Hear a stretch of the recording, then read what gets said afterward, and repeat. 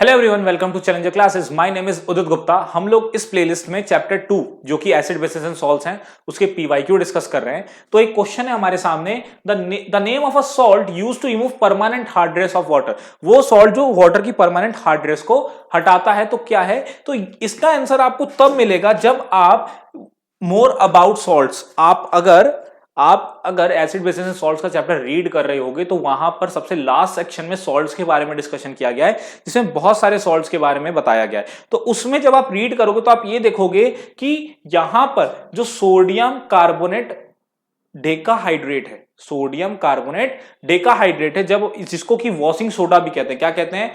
Washing soda. क्या कहते हैं? वॉशिंग सोडा कहते हैं।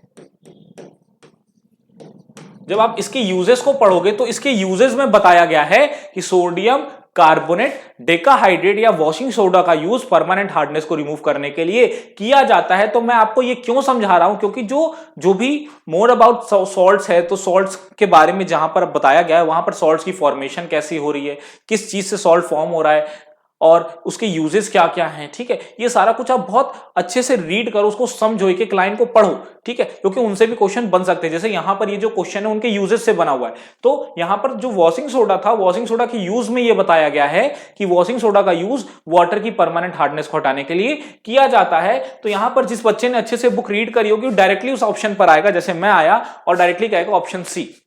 ना तो वो सोडियम हाइड्रोजन कार्बोनेट को देख करके कंफ्यूज होगा, ना तो सोडियम क्लोराइड को देख करके कंफ्यूज होगा, ना तो वो कैल्शियम सल्फेट हेमीहाइड्रेट को देख करके कंफ्यूज होगा। उसे सब पता है, उसने सबके पढ़े। सोडियम हाइड्रोजन कार्बोनेट क्या होता है? ये होता है बेकिंग सोडा। सोडियम क्लोराइड आपको पता है कॉमन सॉल्ट है। ठीक है, ये वॉशिंग सोडा मैंने बता दिया।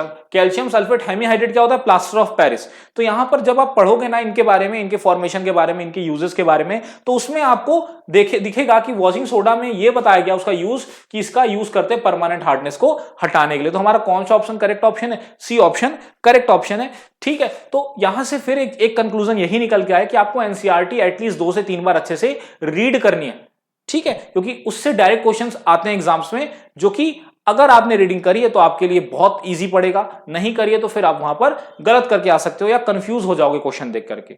आई होप आपको ये लेक्चर समझ में आया होगा। मिलते हैं नए वीडियो में एक नए क्वेश्चन के साथ। Thank you.